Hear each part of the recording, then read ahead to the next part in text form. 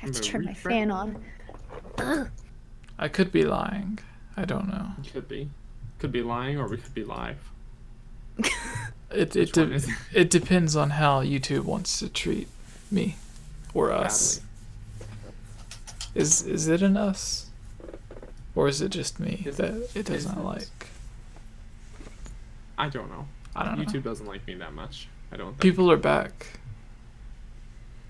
so that's Now I have good. Jump Up Superstar stuck in my head. Hi, hello, and we back. Hulu. Hi guys. Hi, clap. Hey. Okay. Good. Okay, I have tweeted it. Put it in the old Discord. Well, let's see Discord. Discord. Oh. Alright, so we have another Jesse in the chat. Another And Jesse. Aaron, the DJs, Aaron. Sonic, the Legend of Hummin, Royal Guard. Oh my. Cool. Are you guys ready? Yes. Hello everyone and welcome to the Hylian Gamescast.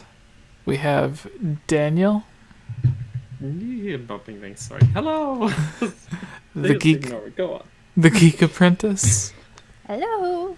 and myself. And today we're going to be starting out talking about Animal Crossing, giving our ideas and sort of a mini review of the game. We're going to be speculating or theorizing on Breath of the Wild 2's dungeon that they showed in the trailer. And we will end with our thoughts on the Nintendo Direct before answering a few questions from the live chat. So, starting off, I have not, sadly, played Animal Crossing yet. So it'll be up to you guys. I know Geek has played it. Have you played it, Daniel? Oh yes. Okay, Oh yeah, way more than I thought I would. cool. Oh yeah. So, you guys, I guess just like take turns like the way we typically do it, to where it's like, say, Gushing. yeah, just like take turns saying like what you like the most about it, and then maybe one thing that you think could be better or could be changed or would like to see as DLC in the future, or like some way to improve it. So, yeah. This is good. We get kind of two very differing I perspectives. was just thinking that. Because this is my first Animal Crossing game, and whereas the Geek Apprentice is she's been with Animal Crossing since the beginning, so it's Yep. yeah, we might have different things to say. Which I'm interested to hear what a newcomer thinks of it. Oh, good. Well, why don't you take the reins and go ahead and start? I guess. Oh, okay. Okay, I'm trying to think of things that aren't like obvious. Well, I guess as someone who's been going with this game since the GameCube era, the graphics are just alone amazing. And I think one of the best ways to summarize this game, especially when you involve or think about the graphics, the breaking down some of the typical mechanics of Animal Crossing, taking some of it away, now doing crafting, the fact that I almost said weapons. The fact that your tools break, I'm like, this is the Breath of the Wild of the Animal Crossing franchise. Your weapons, yeah, I said it again. Your tools break, you have to craft them. Well, I guess you don't have to craft in there, but the animation when you're crafting stuff reminds me of when you're making food in Breath of the Wild. And again, the graphics and just so much more than that you can do. I love the extra freedom in this game. Again, sounding like Breath of the Wild.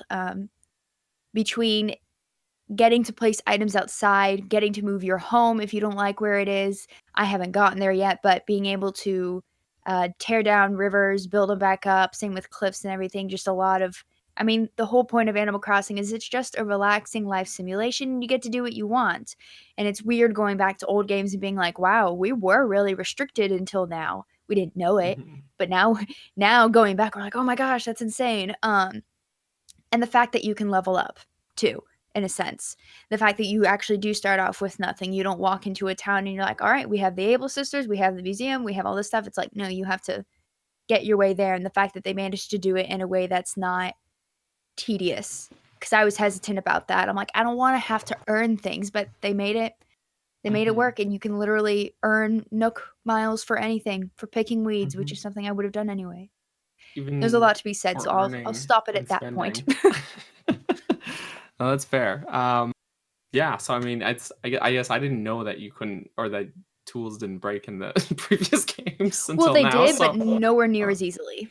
okay, so that makes sense. So it's yeah, I mean, I could see how this would be how you could draw the comparisons if the previous games were quite restricted to draw those comparisons to Breath of the Wild. I've said in the past that I always really like games that really like challenge me or force me to like really hunker down and like push myself, and Mhm. this is completely the opposite of that in every way.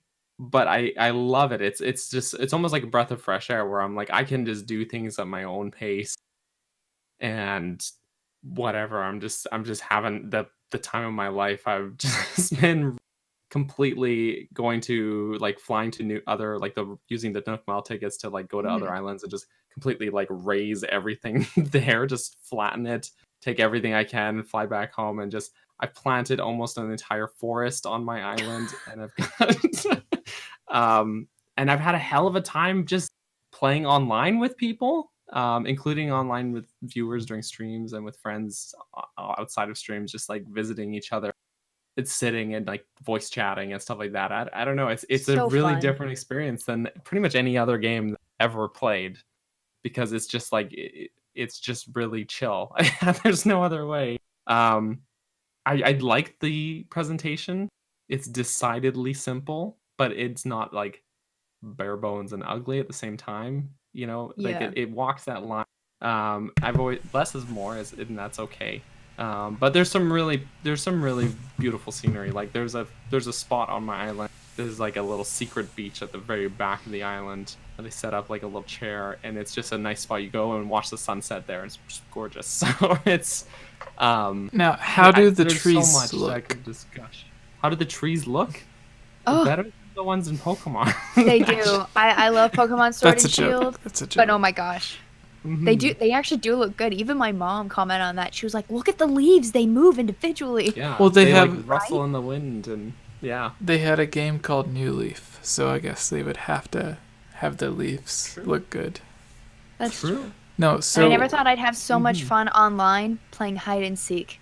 Right? Yeah. I'm No, a I did. 24-year-old playing hide and seek, and sardines too. Oh, hey, that's a good idea, actually.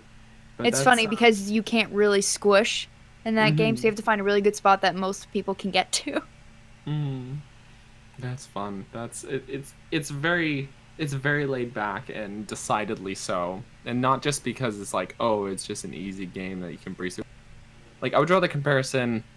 Kirby Star Allies on the Switch, very also aesthetically simple but visually pleasing game. Very easy game to go through. Zero difficulty, in my opinion.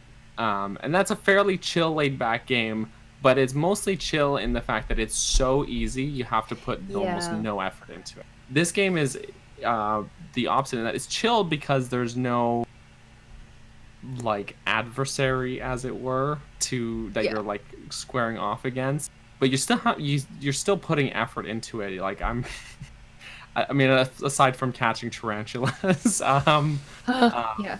which is absolutely terrifying, but like it's just chill in the way that like you're not having to fight anyone for whatever reason or story driven. You're just trying to grow something out of nothing, and it's I don't know. I could really go on and on about it. I don't know.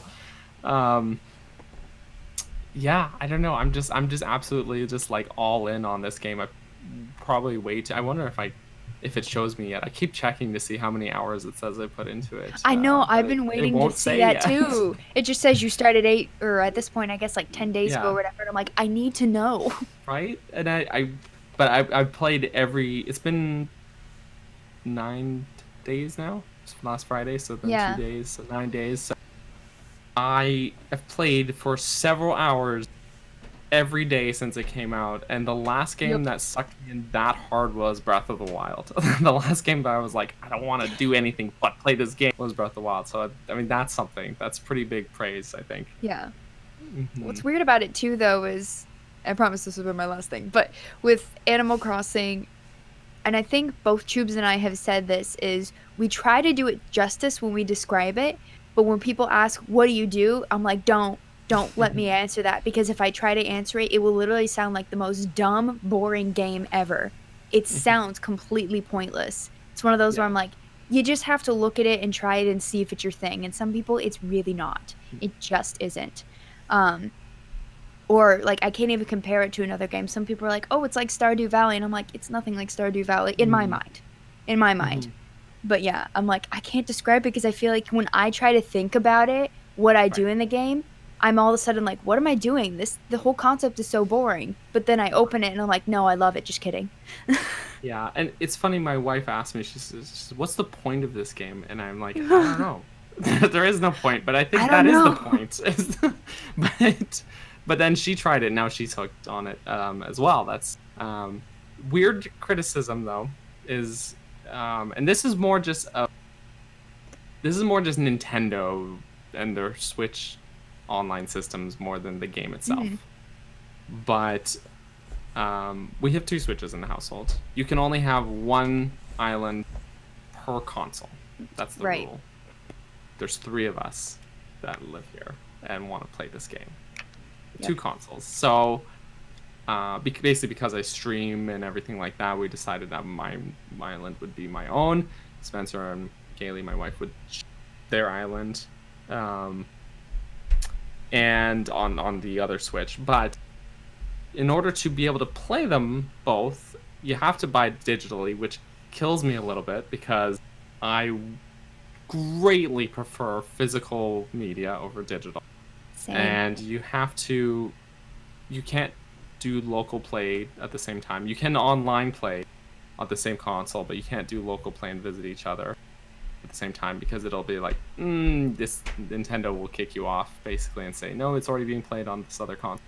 Yeah, which is weird, but I mean, there's just the way, and then you have to have one Switch as your primary console and then one Switch that's not your primary console, and anyone that uses the primary console can play the game, but only the person who bought it can use it on the secondary console. And it's just like this really weird entanglement of weirdness that Nintendo set up for using multiple Switches, and I don't really want to pay for the game twice either. And I also don't want to buy a 3rd Nintendo Switch console because 2 is already pure excess on my part. So like, it's just why, Nintendo? Why did you make this so complicated? Why, like, you already have a setting, like a system that's set up with multiple profiles for different people so that you don't have to worry about like save files like traditional console games.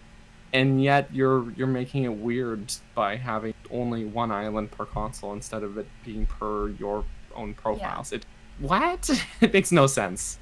And I guess most people, and this is what I thought too, was like, well, in past games you always had to share the town too. However, the fact that you can really customize your island, I'm just imagining all of the sibling feuds. I don't want to put a bridge there. No, but I do want to put a bridge there. I want to kill that cliff. I want to get rid of it. No, I want to put cliffs up here. It's going to be chaos to make them stay on the same island. Drawing a line in the sand, I think. And like, which maybe they're trying to teach the lesson, but this is not the time to do that. No, but it's just like, it's bonkers that they have that such a weird system. And also the argument that this is how it was before has always been super weak.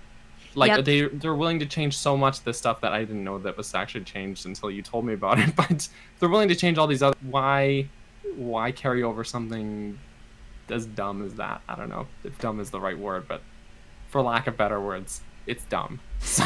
Yeah, and not being able to move your island now because everyone has the same island and everything. So if my Switch broke, heaven forbid, I can't even move. Can't even move it, which is bonkers. Weird. I mean, they said they're working up a backup save system that's not the cloud or whatever. I'm like, people are already getting around the time mechanic, so it doesn't matter. They fixed that one glitch, which I wasn't even going to bother trying because it involves other people on your island and it was too complicated. But I'm like, but why? I don't know what the glitch is, but It was something about, like, if my brother told me about it, he doesn't even play it. It was something like if you have someone over on your island and you go into your house, and so people were doing this with the Animal Crossing Switch item, which you only get if you have the special edition Switch. If it's a best friend, it has to be best friend so they can move things. If you take that Switch off right as they turn the table it's on, it like stays there, so now you have two, and you can keep doing that and get multiple because you can sell it for a lot of bells, something like that. But then they patched reminds me it. of the old Pokemon glitch.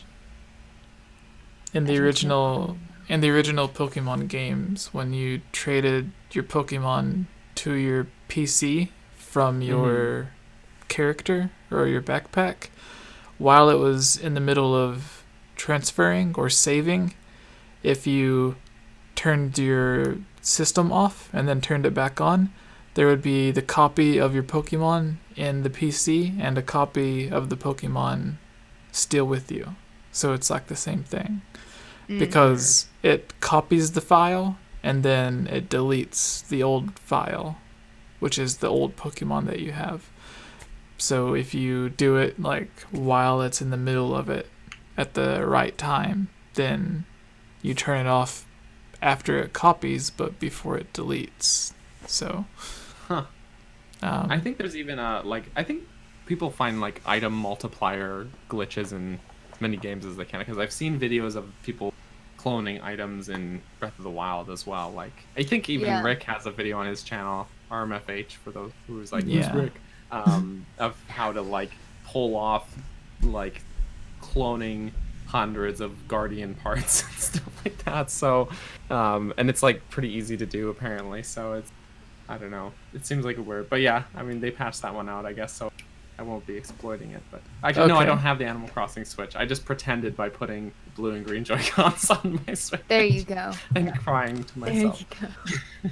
So you guys talked about what you liked about Animal Crossing and some stuff that you didn't like. But what, for each of you, is the one thing that while you were playing it, not something you read online or whatever, but something that you came across or did yourself that made you go like, oh my gosh, wow, this is awesome?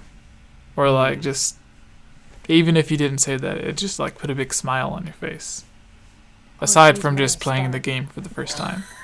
Yeah. Honestly, the first time I went into the museum, and I was like, holy cow, Blathers built this in 2 days. He runs that whole place by himself for free. He does.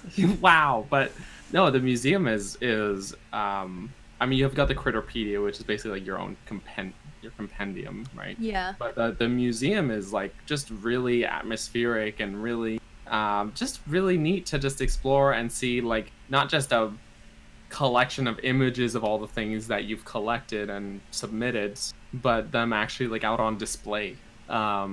It's really cool, and the music's got this really chill, like, calm vibe. And when the first time I went into the museum, it actually was when I was visiting a friend's island, so not my own museum actually, and he like took me on the whole tour, and I was just like wide-eyed the whole time. I'm like, I don't even have this much fun in a real museum. So Oh my god.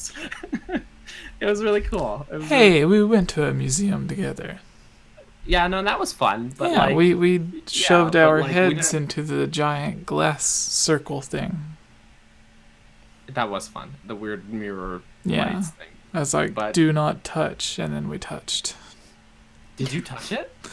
No, like it said, like don't put don't put cameras or anything inside of it or whatever. But like we both, like everyone was sticking their head inside of it and like their cameras and stuff and recording. So, but yeah, you don't touch the art at museums. No, don't touch the art. No, don't do Yeah, it. lesson. I literally had a lesson nightmare learned. before going to a museum for a field trip as a kid that I accidentally touched a painting and got arrested. Yeah, no. they do I was that. like 6. Oh no. No, okay, so the only thing I can say is there was a lot of people that were sharing images, I guess, from the developers of Animal Crossing that they've shared of like their islands that they've created. And people, it was weird. Like, I'd never seen anyone complain about the images that the developers put out, but people were complaining about people complaining. What? What? But I never seen anyone complaining about the pictures, because like everyone would get their islands and they would be like, oh my gosh, I'll never be able to create something this amazing, or this will take a year to create, or I'll never be able to do this, like I just want to give up or whatever. And people were responding to stuff and like sharing the images and being like, your island is your island, don't give up because you don't think you can create something like this, just have fun with whatever you do create. And I'm like, I see everyone saying like this stuff that's heartwarming and wholesome and everything, but I never seen anyone complain. So it's like, who are they responding to? Because it's not like they would retweet someone who was complaining. It was just images that they were sharing, being like, don't feel bad that you can't make something like this. And it's like, who's saying they can't make something like this? It is a little overwhelming at first. Like, now that I've started to put stuff down and I have like flower gardens and stuff, I'm like, okay, it's going to take me a long time, but I will get there. And as far as my wow moment, the museum might be one of them, but I think for me, because music's always going to be a thing, the hourly music didn't start when you first play the game. And I remember being like, why is it so like quiet? Like, there's music, like acoustic guitar quietly in the background, but then once you get the town hall or whatever they called it, then you start getting hourly music. And I started noticing it, but it was when, I think it was the 6 o'clock hour, because the music's a little bit different in this game. My favorite has always been City Folk and New Leaf music, but mainly because I also don't remember Wild World and population growing that much. But I think it was the 6 p.m. hour. Like, I remember stopping midstream and being like, oh my gosh. Yeah. This sounds like Animal Crossing. This sounds like an Animal Crossing song. Like, 6 p.m. is like one of my favorite hours now. I was just like, that. This is Animal Crossing. I just like sat there and listened to it. 6 p.m. is a frightening time in Majora's Mask. 6 p.m. is what? A frightening time in Majora's Mask. Well, thankfully it's not Majora's Mask. That's true. That's true. But that was probably my like, oh my gosh, I definitely feel like I'm in Animal Crossing now. Like, even though I knew I was, like, I already felt it, but that was like a whoa. This is the Animal Crossing music I know, and I loved it. Whoa. Right.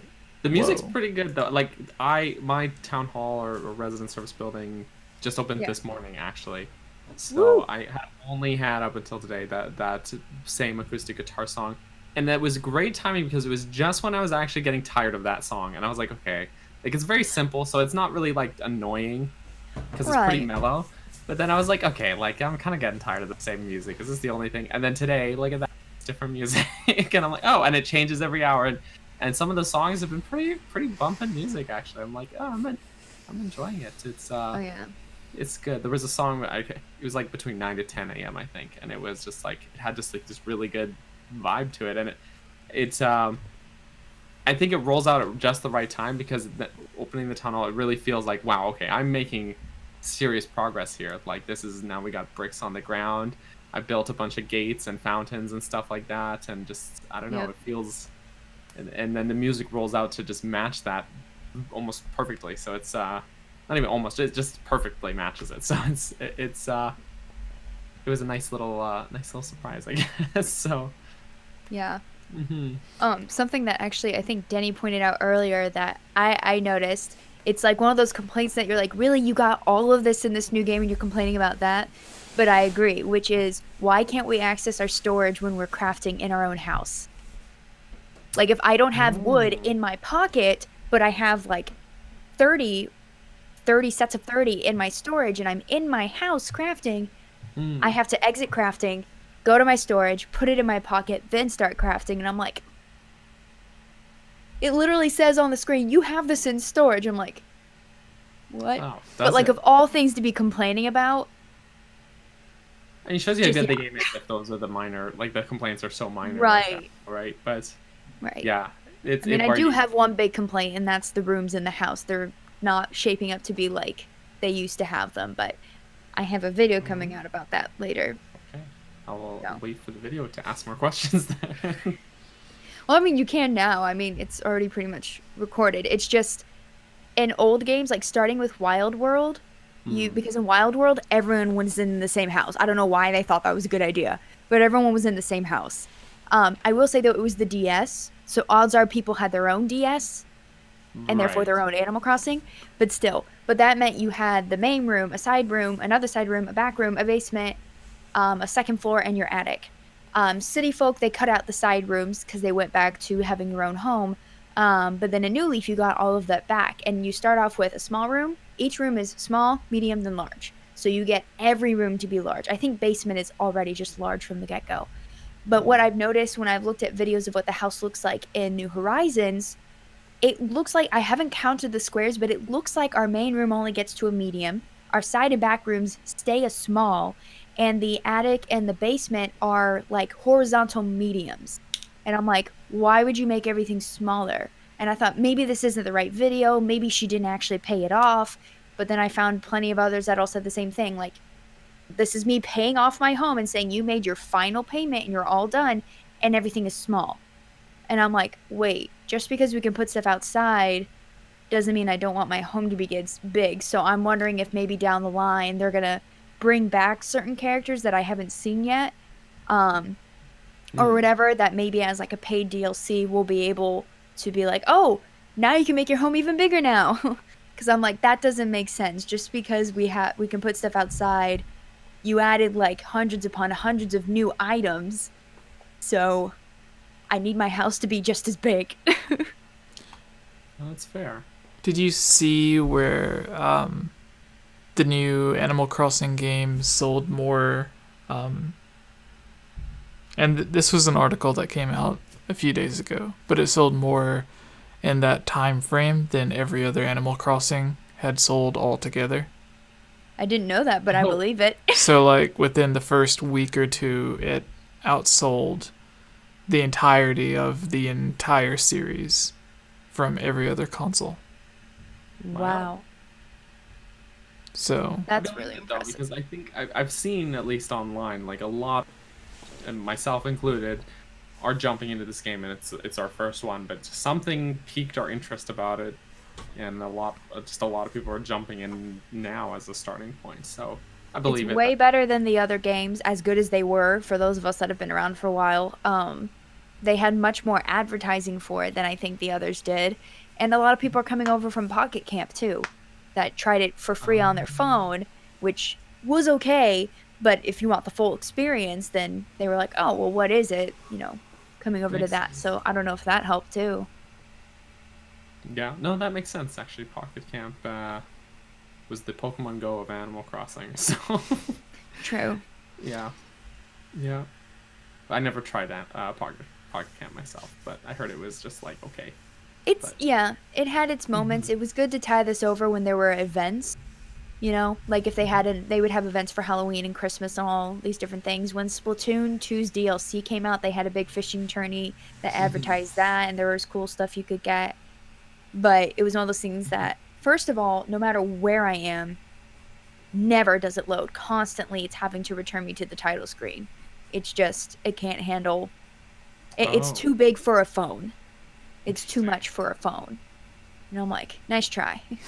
You really Gus tried. points out in the chat there's this quarantine effect, and that's a good That point too. Is that a too. lot of people are stuck at home right now, and have a lot more free time on their hands. I mean, this came out right. My son was on spring break. Now school's canceled till who knows when as well. So he's certainly got a lot more free time, and he's sinking a lot of hours into the game himself. And myself, like, my work has just had me start working from home, so I basically have an extra 2 hours a day that I would spend either on breaks or commuting or whatever like that I can play games at, which I have been. So it makes sense that probably in no small part to that, a lot of people are just finding themselves at home with the extra time, and they're like, I'll just try this game out, and and then that's all they're doing forever. It sucks you in. It's it weird. does. And that's another thing. Someone pointed out it's Denny in the chat. Never seen so many Switch friends online playing the same game until now. It's true. I know. True. I see it. I log on and there's like 12 people at once, and like that doesn't sound like many, but it's like never is it that many people all playing one game. Like, at most, prior to Animal Crossing, I saw 3 people online. It would be like, this person's doing Fire Emblem, this person's playing Breath of the Wild, this person's playing Mario Kart, and I think the biggest I saw was around like 10, and it was all of them Animal Crossing. And I was like, oh my gosh. And a lot of them are people like you, who it was their first time, like Tevi, I think Luke, it was his first one, Hylian Luke. And then, of course, a lot of people who were returning. I was just like, this is insane. It's nuts. But we also, again, have more time. One of my the saddest things about the time it released is that was going to be the end of my spring break for work. But I guess good for Animal Crossing. My spring break was extended, but bad for my job, because now one of my jobs is just completely gone until I don't even know when. Probably till the fall. But I was like, well, now I have more time for Animal Crossing. It's true. It's kind of bad but kind of good at the same time. Yeah. I know a lot of people are saying I wish it was easier to go to other people's islands. I do too, but guarantee you, this is way better than it used to be. It's so much easier. Like, even just New Leaf, you had to somehow have direct contact with the person you're visiting. You have to be friends. You have to have your codes on your 3DS, and same with all other games. You have to open your gates at the same time, and then you have to like sync it up so stupidly, and it's so hard to get through. I never thought I'd use the Switch Online app, but I am, because of the QR codes and because that's so much easier to text people with. Oh yes. Because using that instead of the on-game thing, I'm like, there's actually a use for this app now. It's so true. Yeah, I've said a few times, like, finally the Switch Online is good for something. Even if it's just a glorified keyboard for the game. But the QR codes have been fun too. I put like my flag on my island is my little cat person profile picture is on my flag. So it's and one of our viewers, Just X, you guys probably all know, but I have a great image of him that he posts online of his face, and he looks shocked, and I scanned that in as a QR code and posted it on Twitter, and just like, download this QR code with his permission though, don't worry. But it's great. So it's fun. I put the QR code on Twitter. I didn't tell people what it was for, but it was for this photo of him making this face here. I'll just Oh my gosh. You can have that on a shirt in Animal Crossing. That's how great the Nintendo Switch app is. So. I still have yet to do that with a picture. All I've done is like all of the old QR codes that I downloaded on New Leaf to be able to have like a Zelda dress. Like, people who took hours upon hours to make different themed outfits. I was going online and downloading all of those so I could have Malin, all these different Zelda outfits, Disney character outfits. I have Saria, all these different things, and I'm like, yes. That's amazing. I've seen some really cool designs on. Someone made like the Champion's tunic, and Breath of the Wild and stuff like that. So it's cool. It's cool. Someone asked if it's like Harvest Moon. From what I know of Harvest Moon, no, there's nothing about farming. That makes sense. I mean, some people who love Animal Crossing like me do compare it to Harvest Moon and Stardew Valley, but what I've seen of them, I do not see it at all. Because to me, those games look boring to me, but that's just my opinion. Right. So, I don't know. I don't know. Maybe you should ask someone who's actually played Harvest Moon. I have not. So. Oh dear. Okay, so Missy in the chat says I need peaches. So that reminds me of one really neat thing. There's this really neat sense of like I guess community with people where like my island had pears to start with, and my sons had apples. So we traded, of course. And then when I start playing online with people just start bringing me fruit. And they're like, here's some cherries, here's some, like Denny especially, just bringing me a bunch of fruit and stuff like that. And they're like, plant these, and now I've got every fruit on my island already. I'm a week into it. Same. and it's just because There used everyone to be is coming bananas though, together and I don't know where they are. The Yiga got That's a them. good point, and I that's it. There's no bananas. There used to be The bananas, I Yiga. swear. Damn The Yiga clan. It's funny because my island is called Banana Town, and that's the irony, is there's no bananas in Banana Town. That is ironic. Although some people figured out what their fruit was and just named it after that. So people have like Pearville, Peach Island, things like that. I was so sad. I was like, just not cherries, just not cherries. That's like my least favorite fruit. I find the smell makes me nauseous. I can't stand it. What was my island fruit? Cherries.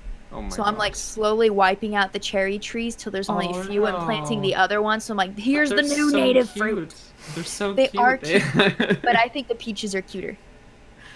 No, the peaches are cute. I just really love having the diversity where you've got like I've got basically a forest that's all fruit trees now, and it's just when they start like growing in and stuff, I end up shaking. I was trying to just like let them all grow in, but then I end up keep shaking the trees down and planting more, and it's getting to be quite dense. But I have money trees now because of those gold spots.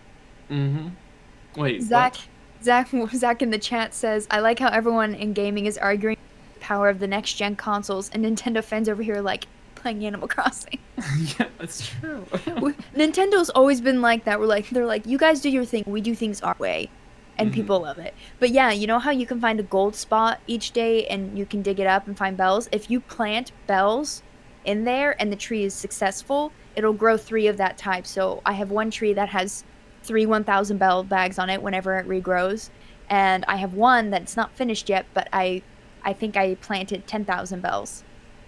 So I'll get 30,000 bells from that tree every few days. What? But it has to be in the golden spot of the day. So you just plant bells money there. You just because you dig up 1,000 bells, but you can plant it right back in that spot before you cover it up. That's an investment. So, all right, that is. I think we've talked about Animal Crossing. I don't think the game tells you that you can do that. I did not know this. No, I knew you could do it in past games, but the thing is, they haven't had the golden spot since the GameCube. So I had completely forgotten about it. I don't think they did in Wild World, but they didn't have it in City Folk and New Leaf. So someone mentioned it to me on stream, and I'm like, they brought it back? Yay! That's because I think after the GameCube one, it used to be you could get money from one rock a day, but there was nothing else you could do with the rocks.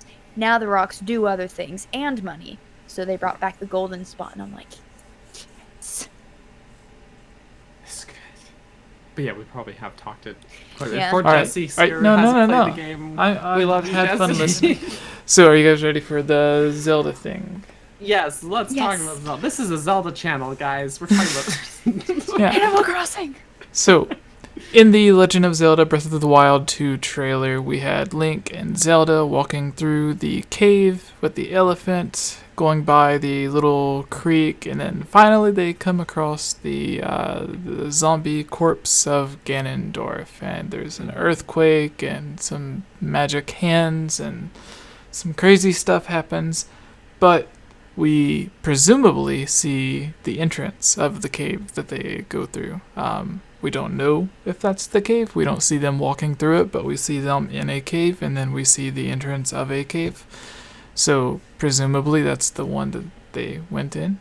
So where do you guys think this is located? Do you think it is located the obvious place that everyone is saying is once Hyrule Castle lifts up, then that's when like Link and Zelda are able to like go underneath where the castle's floating, and then they see the entrance and then they go in or whatever.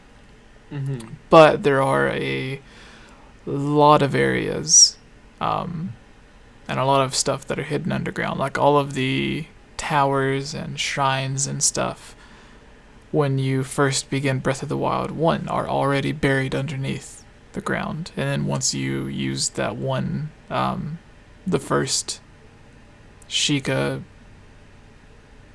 slate pedestal, whatever, I can't think of the name of it, but when you use the first one outside, because there is the one inside when you first wake up, but when you use the first one outside, it raises up and causes like the earthquake, and everything rises up, and you start seeing the shrines and the Sheikah towers rise up everywhere. That was all hidden underground, and then you see like rocks falling off and stuff, and then finally there's like this whole new world that you end up seeing. And even the people of Hyrule say that they found all of the guardians and the divine beasts because they were buried in the canyons and the rocks and stuff. So where do you think this cave is located? Because another thing I want to point out is we see the ruins of the Arbiter's Grounds.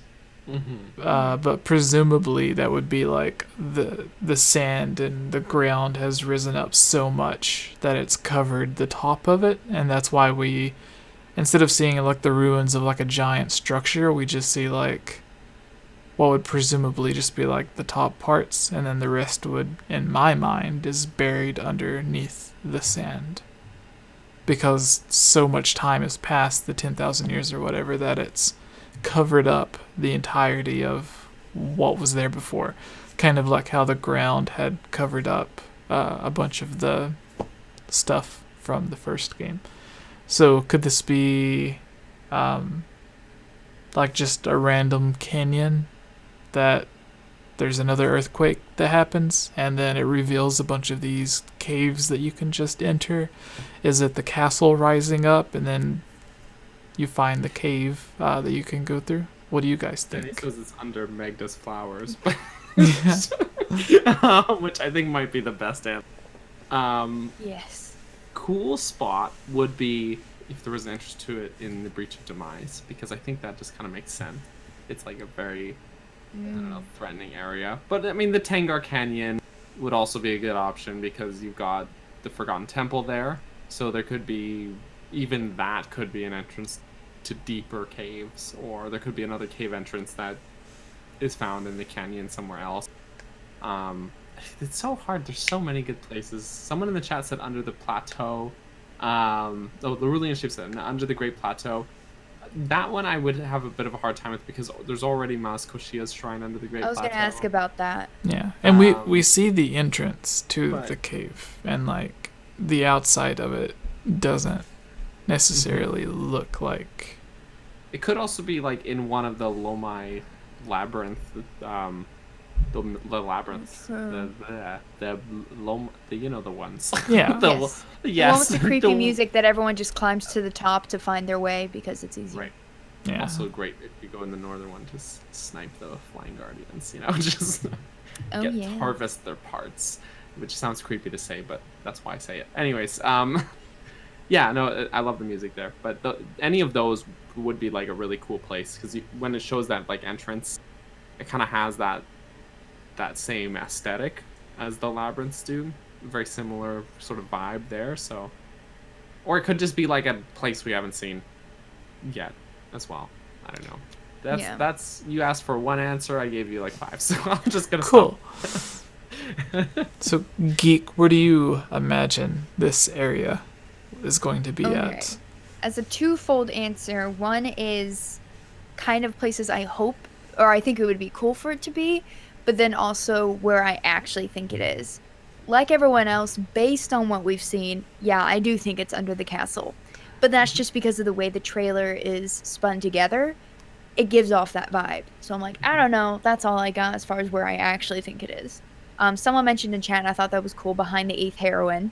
That is a would cool be one. really interesting. I think it was DJ. I was like, Yes. that would Break be cool. That statue and But just, I also think it'd be entrance cool behind if it would just be somewhere if we don't know where it is.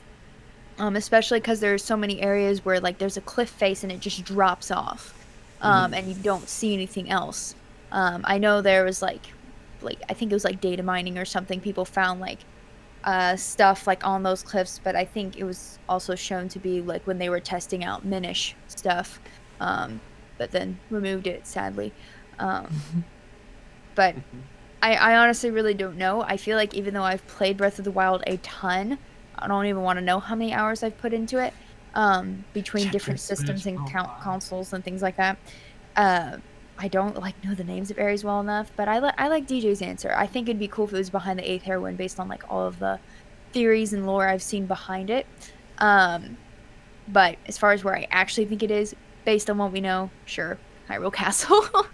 Sure. I mean, sometimes the simplest answer may not be but sometimes ends up being the right one. That could be one of those things where Plot Nintendo just knows. At this point, Nintendo knows that there are so many people on YouTube that theorize that they have no problem just sprinkling little bits of stuff and being like, run free, and we won't tell you anything for another year. Yeah. Pretty much. And it was the most obvious answer, too.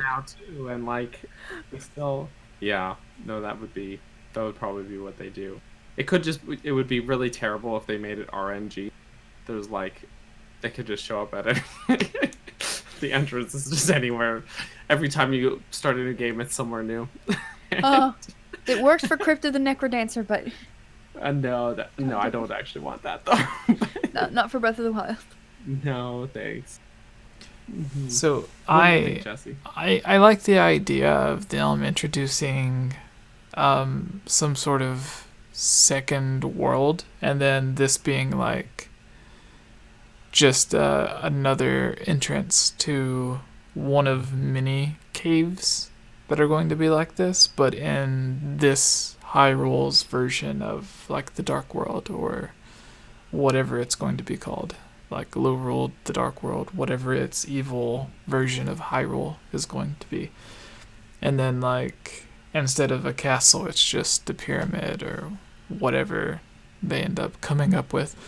I would really like it to be that, and then the way to get back and forth is like once the castle rises up, there's like the portal underneath the castle or whatever, and then so like the entrance to the other world would be underneath where the castle is, and then that cave is just somewhere out in the world, like through that portal. But that's a huge stretch. And I also think when the castle rises up, a lot of people think that they get to that cave because the castle rises up. But I think they're already inside the cave once the castle rises up. And then the castle rising up, and then like the earthquake that it causes, is why like Zelda almost falls, and like Link has to catch her, or like the ghost hand has to catch them and stuff. And I think that's the cause of that earthquake while they're inside the cave. So like maybe the water around the castle at first gets drained, and then they go and like explore around the castle, and then they find the entrance, and then while they're in there they wake up Ganondorf, and then that causes the castle to rise up. I don't know, there's like 1,000 different ways, but it's all interesting to talk about. Finally introduce underwater exploration and have them enter that way. Yeah, that would be cool. But keep in mind that the trailer is most likely cut in a way that it's not in order of like the actual sequence of events, and that's just how trailers are for any medium, like games or movies alike. So it's just it's odds are we're missing some information, or they've sliced things and reorganized them just to make, because the trailer, just the idea is to make it, here's some cool parts, get hyped, wait till the game comes out. Which worked. Really worked. It definitely worked. Gave us a bunch.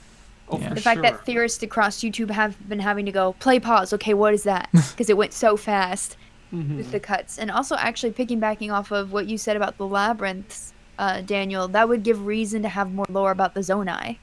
This is true, which everyone wants. Everyone and their Everyone dog is wants making / everyone hates right now. Yes. It's like both. Everyone's like, more stuff about Zonai, and then everyone else is like, shut up about the Zonai. It's kind of true. It's true.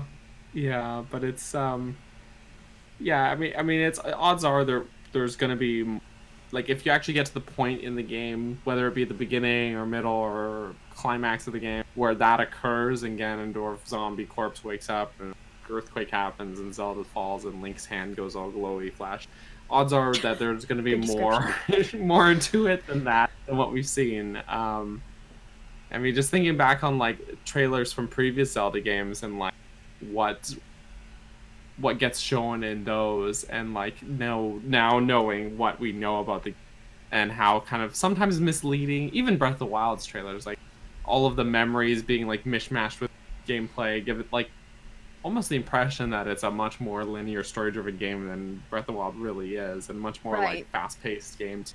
So it's just the nature of trailers, really. But, the Hylian Hylian sheep. Yeah, do you want to go ahead and read that, Daniel? Yeah, $10 super chats. Not to change topics, but Island is having a star shower right now. Just wished on 6 of them. I still haven't seen a Star- shooting star in the game. I haven't either. I've been told about them. I mean, Celeste came to my island, but nothing happened. I haven't figured it out. Cool. That is cool. Thank you, sheep. Much appreciate. Wish upon a star. Or 6. 1 or 6. Well, now 7, he said. 7. Oh my gosh. That's really cool. Is that something that's just happening like everywhere, or just like what's how does that work? I don't know. I don't know things. Yeah, but I'm gonna ask, what are the Zonai? It's like there's like all those ruins around Breath of. That's what the Zonai are. There's an area literally called Zonai ruins, but those sort of old ruins. Yeah. Yeah. Yep. It's that southern area that's essentially Florida. Florida in Breath of the Wild. You know, hot and humid and gross and disgusting, and you don't understand why people live there because it stinks. Well, I wouldn't know anything about that. Lorelin Village is okay, but I'm sure it's humid, and I also hate fish, so I couldn't live there. Ooh, it seems like such a chill place to live. The music's just too nice. It's just, Mm. and that person that just Some lets you take his rivers. fish all the time. His cooked fish. He's like, yeah, sure, just take it. I made too many. In fairness, those are huge fish. True, What's it gonna do with 3 of them? but Link eats them in like 3 bites. Yes, it does. Anyways, yeah. Yeah, thoughts, Jebbers? No, I'm just reading the chat to see their ideas. That's But the Dark World in Breath of the Wild. do you guys want to go to your thoughts on The the? Lizalfos are the direct- alligators. Oh no. It's all Yes. coming together. I'm sorry, what did you ask, Jesse? No, I just said the direct. Yeah. Yes. The Shadow was dropped direct. Yeah, it just happened. They're like, by the way, go watch it. Stop. It's It's a mini, but it's also 30 minutes long. But I do understand why it's called a mini. I guess. I don't know. It does seem weird that they just kind of dropped it like that. That they didn't live stream it. They were just like, it's uploaded. Well, I do Go wonder watch if it, maybe you know. they did plan on something bigger, but due to obvious reasons that we're apparently not allowed to say on YouTube without things getting demonetized, due to obvious reasons, a lot of things are probably backed up, and they're like, we're gonna get something out for you guys, and we're doing the best we can, you know? Because there was no, at least for me, there was no big hitter in it. So Yeah, I mean there was a few things that were like, oh, that's really cool. Mhm. But yeah, I mean, I don't think there was really much in the way. There wasn't much like new announcements that were like big titles. There was the one where you have to move things around an office, and Bravely Default 2 and stuff like that. But then there's a lot that we already know about Xenoblade Chronicles, so it just like had to remind us about it. Same Yeah. with Pokemon expansion. There was very little new information. They're like, here's some new information on the Pokemon Sword and Shield expansion, and then they give us all the same Yes. information, and they're like, but there's these 2 towers as well, just so these buildings are Yeah. there. And it was then like a more of good just the same few minutes info. long, that Yeah. section. Oh yeah, and there was like barely any new info, and it was like, what? This is the same thing we already saw when you did the big Pokemon Direct that we had. That was like a big thing, and that had way more information, and this was just like a rehash of that. But then plus, there's 2 towers now, just so you know. Gus, what are your thoughts on the mini direct? Thanks for the super chat, Gus. Yeah, thank you. That's what we're answering right That's now. what, yeah.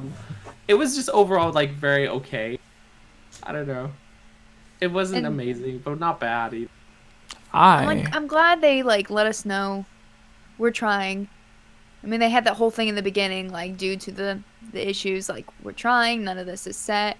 Zach brought up a good point in the chat. He said, you know, what if they hype this up and it was what it is, with no big, huge first party stuff, nothing about Breath of the Wild 2, nothing about the next Mario game, you know, anything that people have been waiting for, no Metroid or anything. So if they had hyped it up, people would have been even more disappointed. Of course, that didn't stop people from being like, this is a piece of crap, blah, blah, blah, blah, blah. And being and like, guys, that's the thing, though. Just get over yourself. Nintendo never hypes up their directs. They're always just like, it starts on this date, at this time. Tune in tomorrow. We'll just do a stream of 20 minutes. It's true. But even like 2 days before, like, by the way, we're having a direct, you should watch it. Yeah, even when it's like, the direct will be about 15 minutes focused on Pokemon, people are still like, but it could be Smash? 30. Yeah, but it could be 30 minutes. Smash! And it could have. I mean, even last year, the one at around this time last year when Link's Awakening was shown, you know, we're all just like, cool, another direct, and then to the end, we're all like, what? Just freaking out. E3, we expected something big, sure, but this spring we were like, cool, another direct, and then we're all like, wait a minute, what? No, it's true. But honestly, okay, so I say this as someone who loves Smash Bros. A lot. Smash fans are the worst people. I just like they put out a direct, like, just tune in for 20 minutes of just Animal Crossing direct. Okay, and then everyone's like, okay, cool, Animal Crossing, and but what if it's 30 minutes of Smash Bros? Smash character announced in this Animal Crossing exclusive direct. I know. That wasn't the point of this. That was never the point of this. Why? This is not about that. And but ironically, like, every direct so far this year in which they have not talked about Smash at all, because there hasn't been much to talk about, or they haven't had anything to show us yet, and people are flooding the chats being like, Smash in all caps. And then finally, in this one, they announce something. They say there's going to be an ARMS character in Smash, which I think it could be interesting, because it could be like, I don't know. They could do something interesting with the whole extendable arm mechanic as a Smash fighter. They can work anything into Smash, apparently. So, I think all of the ARMS characters are sort of so similar that the you hero method you could do. You just make them all one character. Yeah, because they're all almost identical anyways. It's true. I mean, if they can put the piranha plant in there, they can put anything in there and make it a fighter. It's true. But now I haven't heard anyone online talking about it. None of these rabid, ferocious Smash Bros. Fans are clamoring about it. That is just silent. And it's, I don't know. Which is weird, because I expected to hear a bunch of, oh my gosh, we finally get news in its ARMS. That's what I was waiting to hear. I was too. I was totally ready for that. And you're going to be like, I had some defense ready, and I haven't had. So I'm going to tell you what the defense I had ready was. Go for it, man. He's like, in case you're watching and you were planning on saying it. Exactly. I trust Sakurai. He knows what the hell he's doing. He absolutely... He's been able to make Smash fighters out of pretty much anything and make them very fun, unique, and interesting characters. Even if you go back to Melee, the fact that Marth was in Melee as a Fire Emblem character, do you know what the combat in Fire Emblem is like? In NES Fire Emblem, which Marth is based off of, it's like it's more simple than turn-based combat in any other RPG. It's literally just like, okay, it's like a board, it's like chess. It's like if you put a chess piece in Smash. Okay, that's what it's like. Yeah. But somehow, boom, you've got all these Fire Emblem characters in Smash, and sometimes they're a little samey, but for the most part, they're pretty cool, interesting characters. And you can make a Piranha Plant in Smash. You can have Banjo-Kazooie in Smash, who is 2 characters. Same with Ice Climbers. You can have Hero, you can have an RPG-style menu as one of your character's specials. Literally a menu is his special because he's from like a classic RPG series, and it freaking works really well. The Wii Fit Trainer is in Smash. A potted Piranha Plant. They even worked Pikmin, which is not a fighting game, into Smash, and it works. And it even Animal works. Crossing Villager. The Animal Crossing, yeah.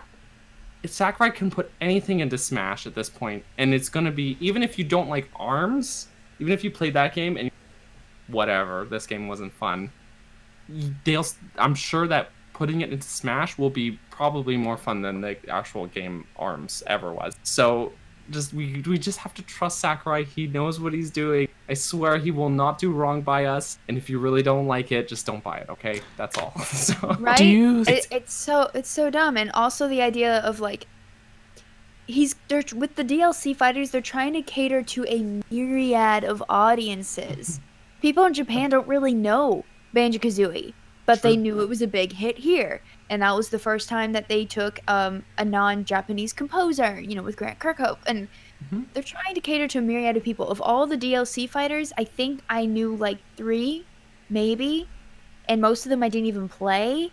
Yeah. So it's like it's not always about you. There are other audiences for these games. That's totally it too. Smash is not the thing with Smash Bros. Is its target audience isn't just one type of game. It's supposed to be a mishmash of everything. They're pulling from every facet of gaming that they can and putting and pulling little elements from this game and pulling little elements from this game and working them into their character to represent not just like not necessarily just that character, but their franchise even, which is why like Ness has all of Paula and Pooh's moves in Earthbound as well as his and just like amalgamating them into this sort of representation of this.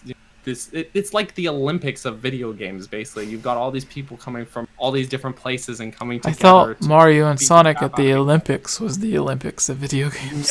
No. Not even. Not even that one was. So it's to say like that there's a target audience for Smash is like missing the point of Smash, in my opinion. But I've ranted enough. Thank you for coming to my TED Talk, everybody. Now, I just wonder if, with the ARMS characters, if they'll have normal short distant punches, and then their projectiles, like Link shooting an arrow or throwing a bomb or whatever, will be their long punches. Or if their long punches will just be their normal punches, and then something else will be the projectile. Very well, what would be cool, like I've already thought about what an ARMS character looks like, because I've played ARMS, and one of the cool things about ARMS is it's not just stretchy punching. I mean, that's Nintendo sold themselves short when advertising for ARMS, because when they advertised for ARMS, this is a game where you take 2 Joy-Cons and it's stretchy punching. It's boxing with stretchy arms. And like, okay, Spring arms. I guess that is what it is. But also, you have different characters who have different stats, like any other fighting game, different weight classes, that sort of thing. And you actually, like, the big interesting mechanic is that you switch out your literal arms from your characters. So there's your usual, like, just boxing gloves, and then there's, like, hitting arms with different elemental effects, and there's one that's like a boomerang that launches out of your hand, or it is your hand that launches off of your arm. And you can not just, like, switch which one you're using, but you could have one of each.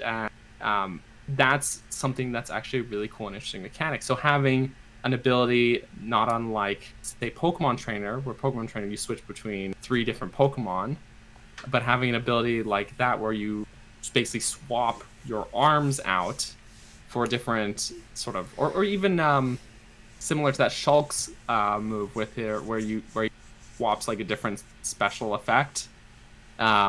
Which I don't know how to explain it because I haven't played Xenoblade. I just know he does that move in Smash where he's to a different sort of effect.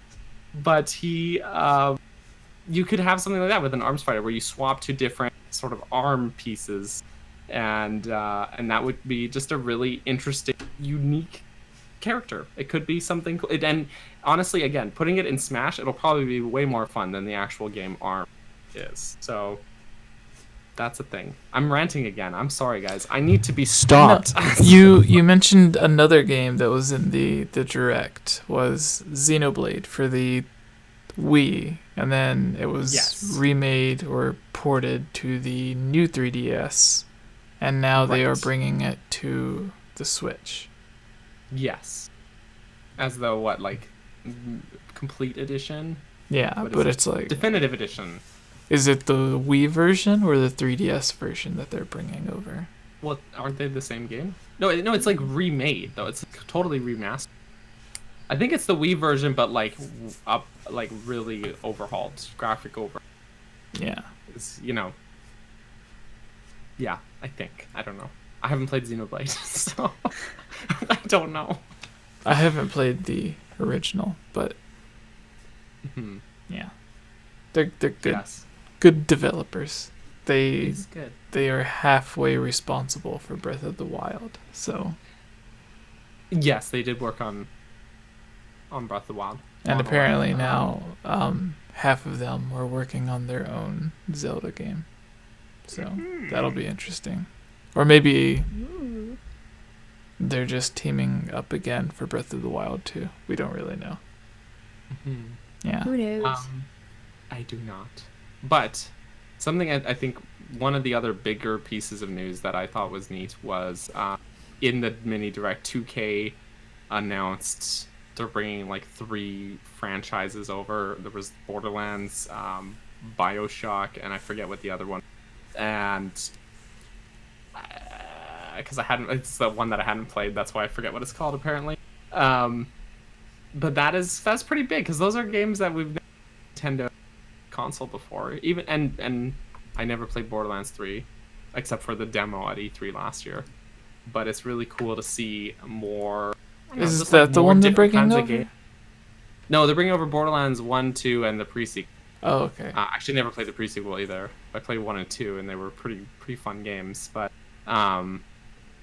it's really cool to see again more jumping over, even if they're just bringing over existing games that maybe people have already played. I mean, I haven't played Borderlands 2010, 2011, something around that range as well. So I mean, I wouldn't mind revisiting it on a Switch where it's probably scaled up, When Borderlands 2 came out, I remember renting Borderlands 1 on PlayStation 3 from Gamefly. And when I put the game in and waited a long time for it to like copy the files to the PlayStation 3, and then it loaded and everything after all the patches and updates. And the first thing I heard was that song that I really, really hated by a band that I can't think of. But it was a really, really bad song. And I was just like, I'm not playing this game. Hey, I've said it all the time. Music can make or break a game. It's true. Yeah. Very true. I think but it's just on an individual level. The games were good. It was just that song. Like, as soon as I played it, I'm like, no. But I think the songs that Borderlands 2 and 3 was good. With the game, though. But, yeah. Yeah, you gotta make the music work with the game. Yeah. This was just like, oh, what song's popular right now? And then it just, I don't know. It just didn't work for me. But, yeah. Didn't anyone else have any final things for the direct? And then we can take the questions. I'm excited about the Ring Fit feature. Oh, I thought you were going to say the Animal Crossing updates, but... I mean, that too, but I guess we already knew that those were probably going to be coming. Right. So, because typically stuff like Bunny Day, Toy Day, those are just in the game, but I guess they put as much as they could into the base game so that they can just add updates individually. So I guess that was just the one shocking thing about it, like, oh, right, they're going to add these as software updates so that they don't have to have it all ingrained from the beginning. But I'm really excited for the Ring Fit update. I don't care about changing the Ring's voice to be female. Frankly, I found the female voice annoying. I'm going to stick with the dude voice. But, yeah, I'm excited about the new exercise thing because I love it. I like Wii Fit, and I remember constantly saying they need to make something like that on the Switch, and they did, and it's way better. The only thing I don't like about Ring Fit is that leg strap never stays on unless I'm wearing shorts. Get it like a zap strap and or duct tape it. There you go. Well, it just like slides down my leg. I'll be doing the one where you bring your knee up and it's just slowly going down. So it's like your knees aren't going up. I was like, cause my Joy-Cons on the floor. Oh no. Oh dear, hardware malfunction. I haven't played Ring Fit yet, but it looks like such a weird, interesting. It Very is unique weird, game. but for I some don't reason know. it's so fun. And it's not until you stop doing something that you go, "Oh, I hurt." Oh no. And Nintendo. it somehow is able to sense when you're doing weird things on form. Sometimes I think it's just giving you like, "Hey, just remember to do these things." So Right. that you don't hurt yourself. And I'm like, okay. But I was doing some sort of like yoga pose thingy, and it was like, it said, "Are you turning your feet out?" Which is a natural instinct I do as a dancer. And both my feet were turned out. And I was like, oops. So I did that. And then something, I was doing squats, and it was like, "Don't let your knees go over your feet or over the ends of your feet, over your toes." And I was like, oh my gosh, I'm doing exactly that. Oops. I was like, how does it know? It's that sneaky Nintendo technology. Yeah. Yeah, you can't cheat in this one. You could cheat in Wii Fit, which I'm like, what's the point in doing it then? Yeah, But what would be the point of cheating in Wii Fit? sometimes I think I would get halfway through something and be like, yeah, I don't want to do it anymore. Especially like the one where you had to sit crisscross and stay perfectly still. I could sit crisscross, but I hated it, so I put my legs out, so I always won it. Wow. Anyway. You cheated in Wii Fit. Well, it did say if you're not able to cross your legs. I mean, I was able to cross my legs. Because, like, I guess some people, if, like, they're really unhealthy, they're not able to physically cross their legs. So they gave them that option. But I'm a dancer. I'm able to cross my legs. Jesse, thoughts? I don't. Congratulations on What? crossing your legs. That I don't was know. years ago. Oh dear. So you now can't? No, I can't. Actually, I was playing the Ring Fit, like, last week or something. Mhm. And I stretched afterwards. I was like, I always listen to music when I stretch, so it was like 10 songs. I was full on stretching, really taking my time, got myself down to where I got both my right and my left split all the way on the floor, which was great because I haven't been able to do that in years. Didn't quite get my straddle, but then like the next 3 days, I was walking like I had been on a horse. Oh jeez. I was like, it hurts. It hurts so bad. Oh no. My hips are too old for this. Oh no. I'm only 24. Sometimes I ask myself, like, yeah, I'm too young to like be in pain for no reason. Right? I woke up the other morning. It's like my shoulder hurts because I slept weird. I'm too young for this. Why am I a man already? I'm like, Yeah, I'll say yep, something that's around my okay. grandparents, like, "Oh, my back hurts," or like, "I woke up weird, I can't walk normally," and they're 83, so they're like, "What are you talking about? Right? You're like a quarter our age, a little over a quarter our age." Oh boy. Like, I know. All right. So, questions? Questions. Let's take Yeah. some questions. We'll do one question each. Open up Sounds good. the Google Yeah. Doc. So There's not much happening on the Google Doc here. everyone in the live chat, if you have a question, this is your time to. Time. The place is here. The Yeah. time is now. Yeah. Mhm. Wow. Yeah, there isn't much. There isn't. But there hey, is that not. means it's been cleared out. Yeah, that's a first, man. I know. We're always like, wait, has this one been done before? Especially like because we're not consistent on who's here for what podcast because we all have tech issues and lives and things. True. I have a life, what? And so we'll come back and I'll be like, oh, this is a good question. We answered it last week. Oh, dang it. Which also means I haven't been watching. That's okay. I always go in and give them a thumbs up, but I never watch that. I go in and read the comments too, for better or worse. But, Yeah, seriously. You guys don't know anything about Zelda. Yeah, okay. Yeah, it's for sure we don't. We could probably even zoom through all the ones on the Google Doc. Yeah, there's like 4. Yeah. Jabbers, do you want to start us? Do you want to do a new intro for it? Do you want to start us out? Do you want to? Do you know? No, you can just do the the question. I'm not comprehending them.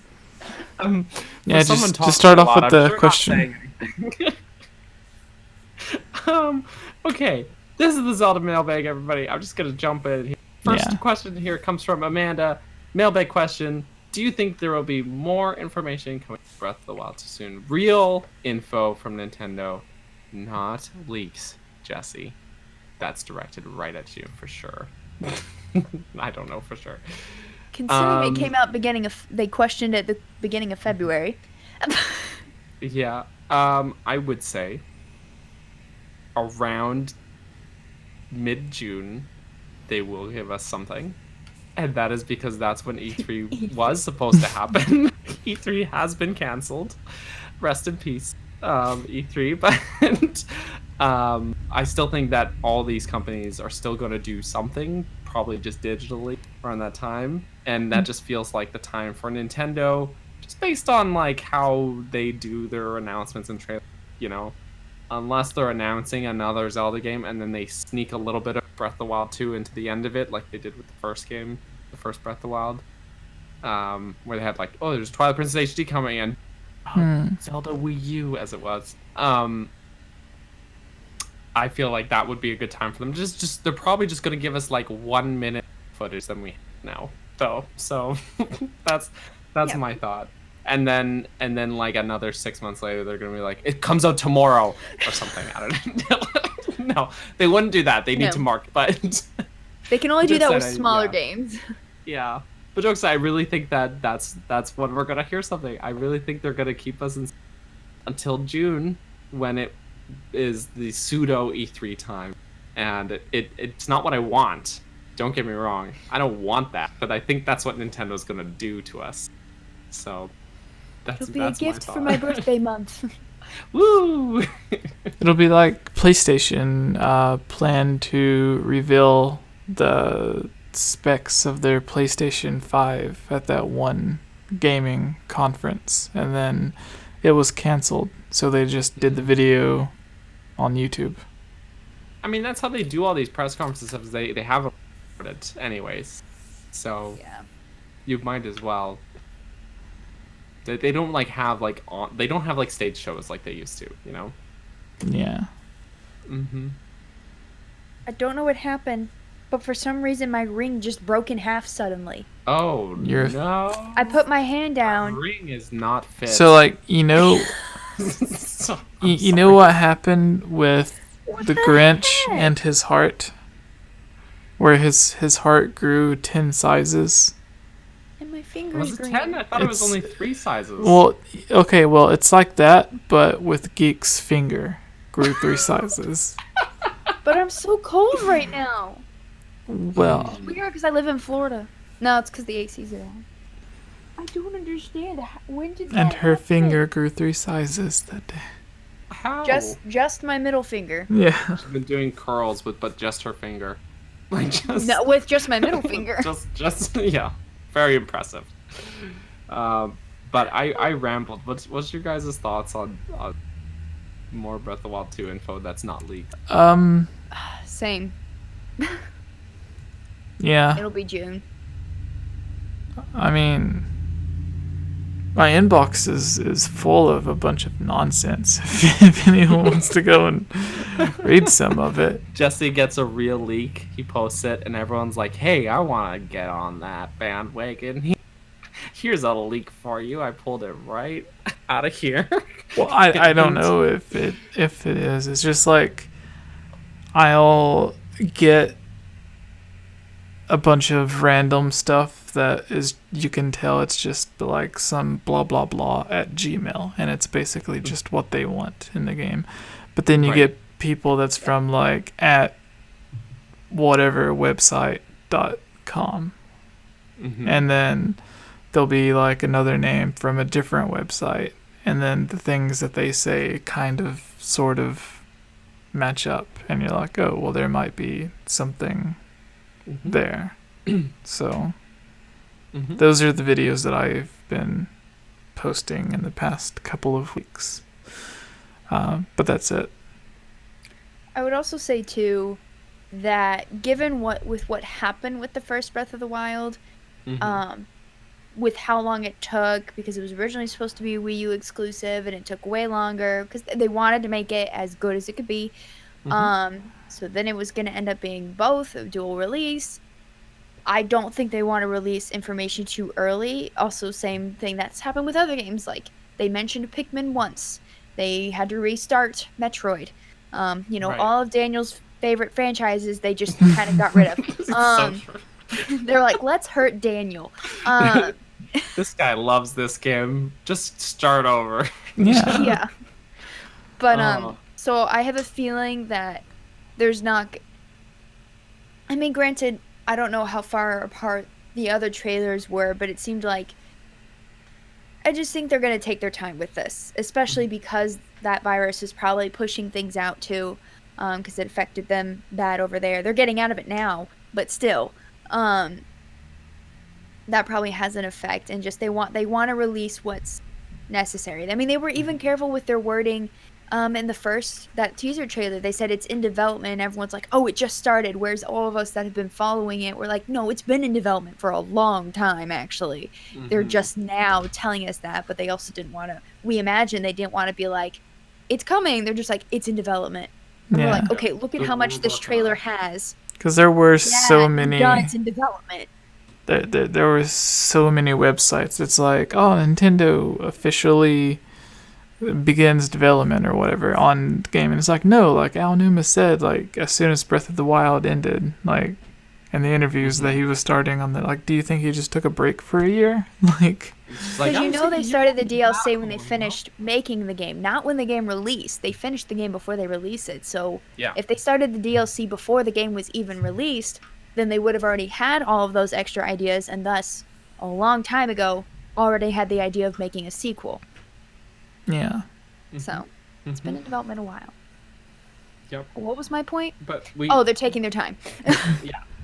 We could all be wrong. They could put out a direct next week with a trailer. True. And, because They could. Nintendo is notoriously kind of a wild card, but just like We in love it. general, everything they do, which is what's good about them.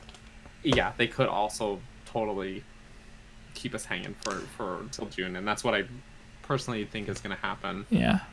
Yeah, if something, and Denny's got a point in the chat. If something gets started, you get a best, and that's what happened with. They gave us a logo. They said Metroid Prime 4 is coming. Here's the logo, probably a temporary placeholder logo, and then a year later, 2 years later, they said, actually, we're starting over. So, yeah, like Okay, they nothing's happening. they're pretty well known for just like withholding info from us for long periods of time. I would say the only person who would know for sure that does not work for Nintendo is Reggie. Yeah.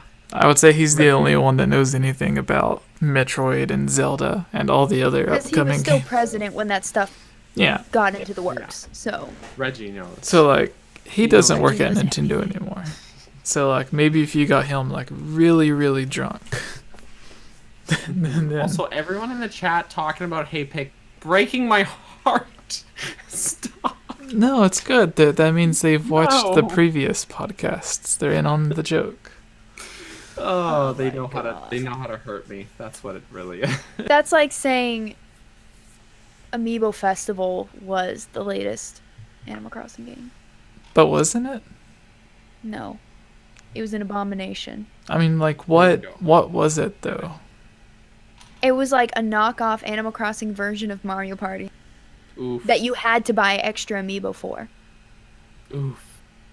It's Okay. like saying the best mode in Smash Bros was Smash Tour. And Smash for Wii U. Which I still don't understand how that stupid game worked. I was going to mention Link's crossbow training, but Ah, yes, the best Zelda game. Link's crossbow training. Link's crossbow training outsold Wind Waker. Don't say it. No, he said it. are we accounting for any sort of inflation though? No, like, not money. It outsold it number-wise. It's like units. Right, but advertisement things. What? Just I'm I just confused. refuse to believe that's legitimate of anything. I don't know. It's because people were being babies and said Zelda's for My Zelda. grungy teenagers. Wind Waker's for babies, and it's like, Mhm. Yeah. did you see maybe. Ganondorf's death? I think it's because No, they everyone hadn't, Because they hadn't played the game. That's true. And if they had gotten over themselves, literally, my eldest brother stopped playing the Legend of Zelda series because he hated how that game looked. And then you have my Wow. other brother who was like, I don't care. Is it fun? It is fun. Great. Oh, I get to play in Link's pajamas? Cool. And then there's me who's like, Pajamas hi, is I'll the play way. games eventually.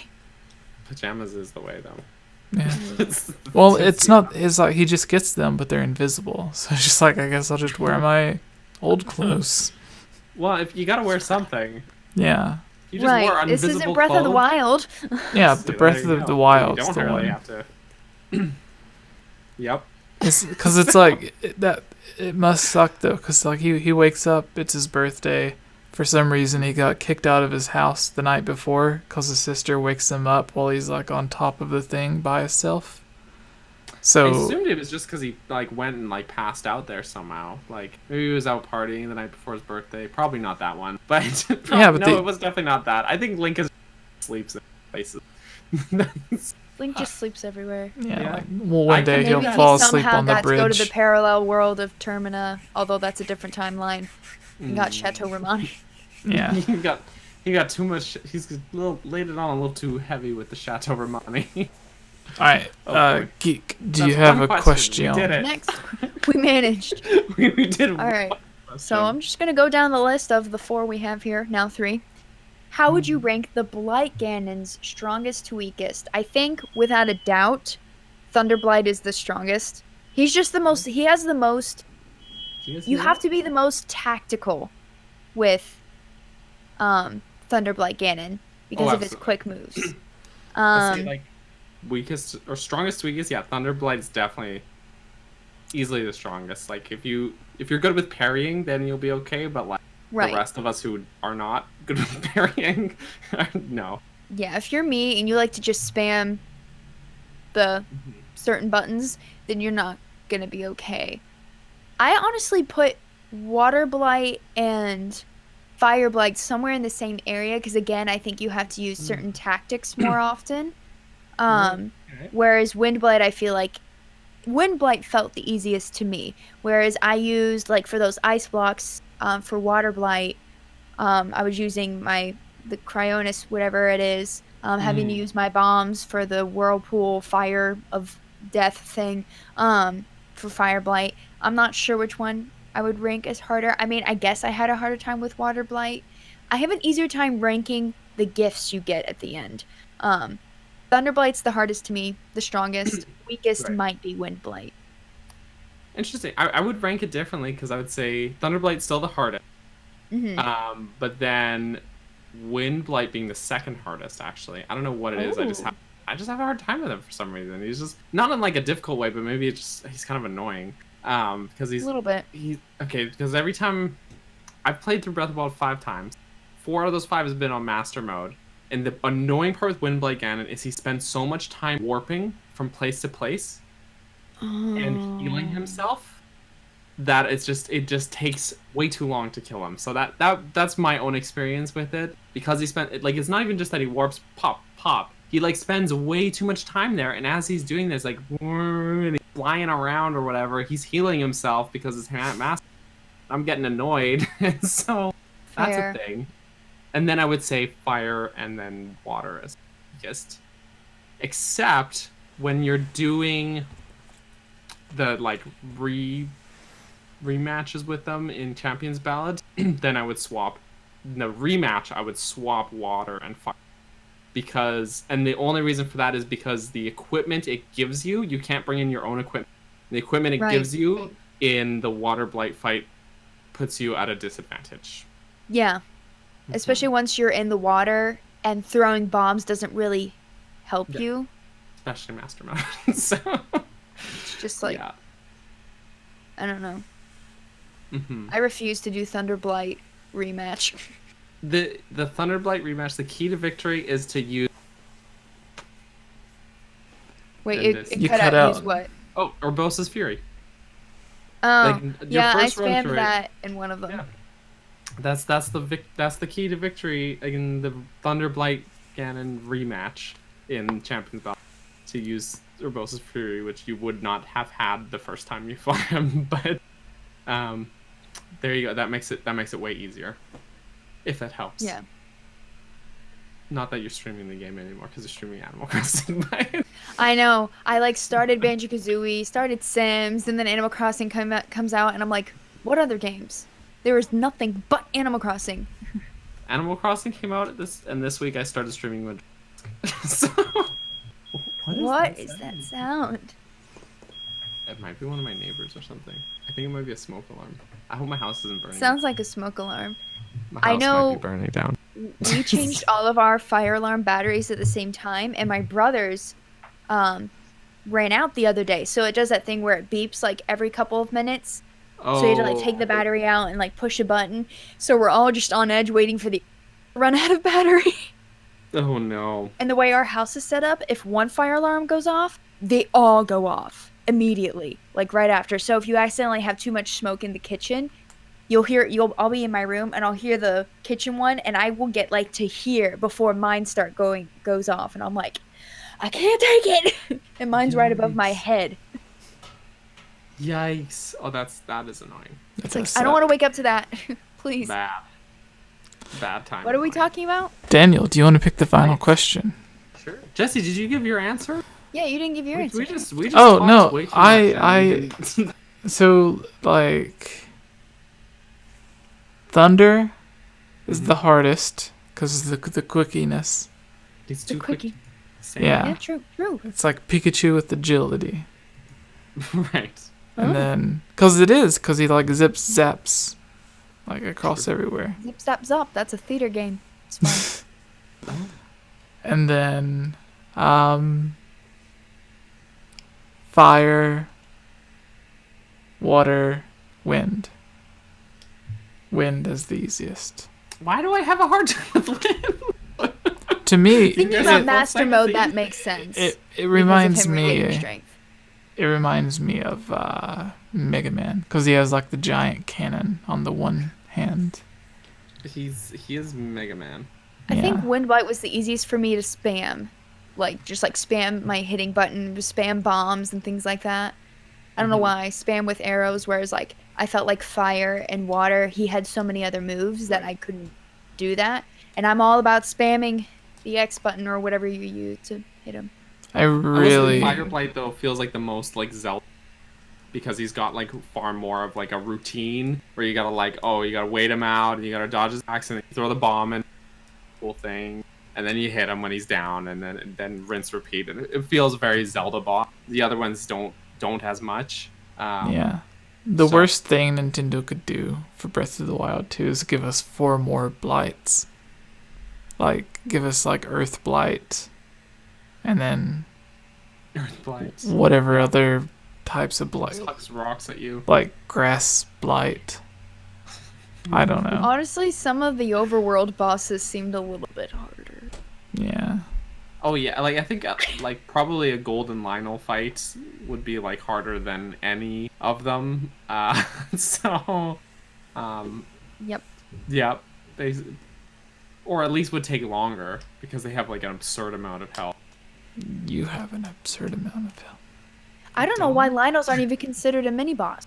They don't even get the health bar above them, and I'm like, this is harder than. In an interview, Oh, absolutely, like way harder than a Hinox or a Stone Talus. Like, except when they fight each other. Like I've seen this. I've probably talked about it on the podcast before, but there was this video where this guy like basically baited different overworld bosses into fighting each other, and the Stone Talus beat all of them. And the only reason for that was because none of them were smart enough to attack its weak points Right. specifically.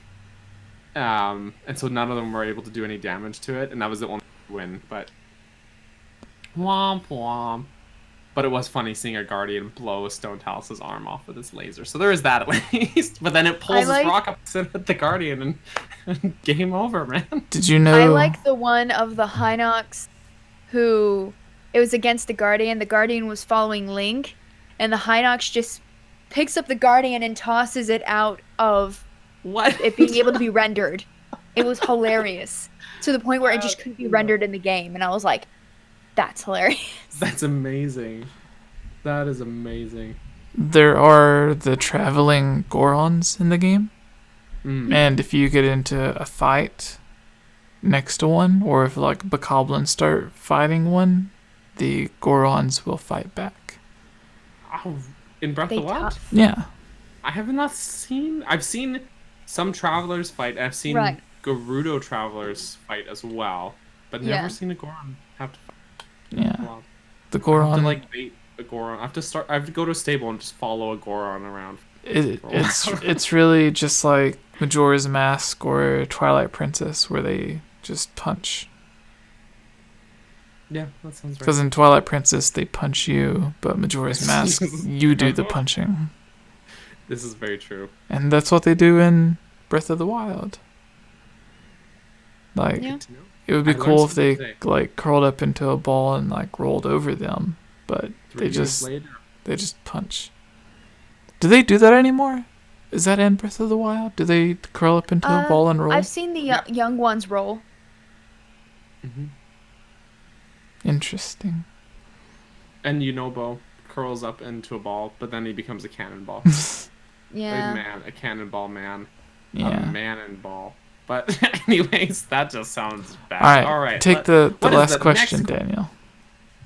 The last question? Yeah. I'm going to read these 2 questions here and see which one's better. Actually, you know what? Maybe I'll pick one from the... Let's see. Is there one in the chat here? Daniel has never seen a Gordon.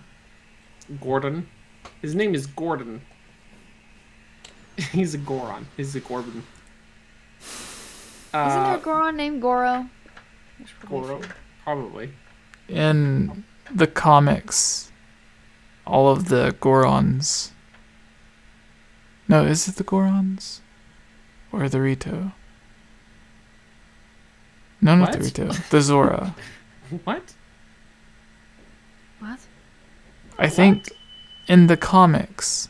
Oh, no. When I was researching for the one video, one of the races, every time they would speak at the end of their sentence, they would go like Gora Gora or something like that. That's right. They would say Goro at the end of their sentences. Also, Gomu in the chat, they do sumo wrestle essentially in Twilight Princess. This is true. That's when all of the female Zelda fans went nuts because Link for the first time didn't have a shirt on. Yeah. This is true.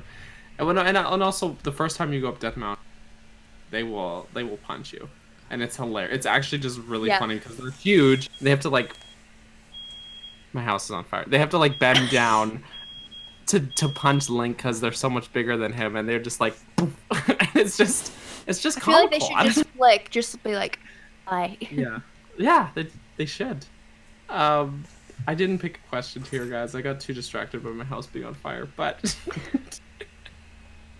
There were some questions here before. Where did they go? I'm scrolling up here. I'm very professional, as you can see. Gusla has asked a really good question. We also love Guslas. That's true. He says, question, is the Triforce with the royal family since Wind Waker? Ooh. So, what the heck happened to the Triforce after... Okay, recap. Up until Wind Waker, Triforce of Courage was scattered all over the bottom of the sea and like rebuilt it. Triforce of Wisdom was cut into 2 parts. Tetra had 1 part. King Daphnes had the other half, and it gets combined, and then Tetra has it. Triforce of Power, Ganondorf apparently just had all this time since Ocarina of Time. He just kept it for however many 100 or so years. So after that, it gets combined at the top of Ganon's tower. Ganon goes to wish on it. He's about to stick his hand out. King Daphne trolls him by touching him for wishes, and then it goes into who knows where. After that, in Phantom Hourglass and Spirit Tracks, there's no rhyme or reason or mention of the Triforce at all. So I would say no, that they don't have it. I would say it probably poofed, dispersed itself, maybe returned to the Sacred Realm because a wish made upon it, and it just you see it like vanish, like poof itself and fly off into who knows where. So that would be what I would assume, is that it Sacred Realmed itself, just went back and was like, hey, cool, wish done, good job guys, bye, peaced out. And then there's no mention of it at all. Even the crest Spirit Tracks in New Hyrule is not doesn't have a Triforce anymore. It has the Hylia crest with the bird wings and then an inverted triangle instead of the Triforce. Huh. So Yeah. Because I guess technically you don't have to have, like, Link doesn't have to have the Triforce of Courage. He just embodies the spirit of the hero. right. Hmm. Exactly. And she has the blood of the goddess. Goddess. The Blood of the god. god. Yeah. The Wingardius Leviosa.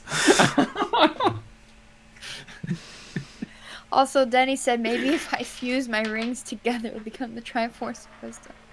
The Ring of Wisdom. It's like Lord of the Rings and Zelda at the same time. Oh no. Perfect. Triforce of Dancing, I like that. This is actually live bonbon. But yeah, no, that would be my assumption based on my just piecing together the chain of events right now. But again, this is theory time, so that's what I'm saying. Which Yeah. I mean, I'm just gonna stop.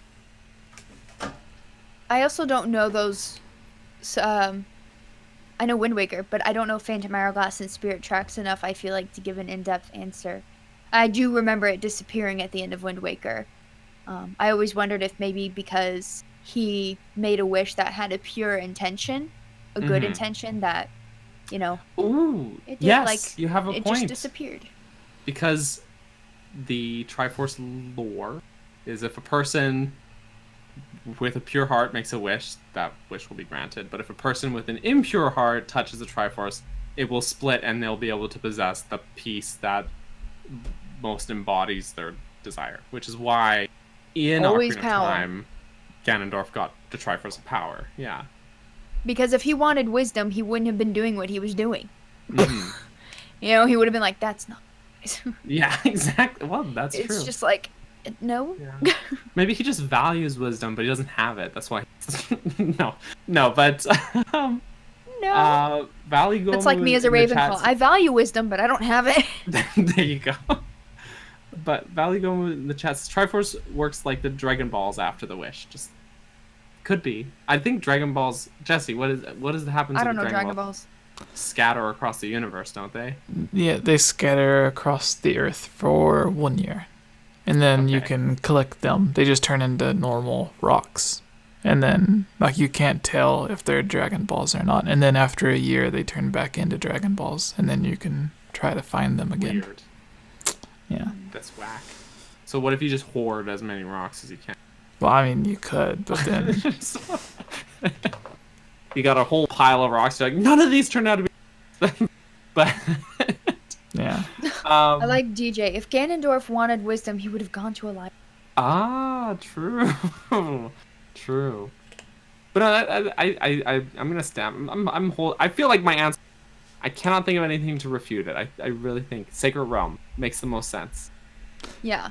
I've always wondered what happened to the Triforce after making the wish to, because in most things, like, you only get a limited supply of wishes, but they never really state what happens in Zelda. Like, they just brought up Dragon Ball Z in the chat, and, like, that is sometimes, like, whenever it first started, you'd get one wish, and then it ended up being 3 wishes.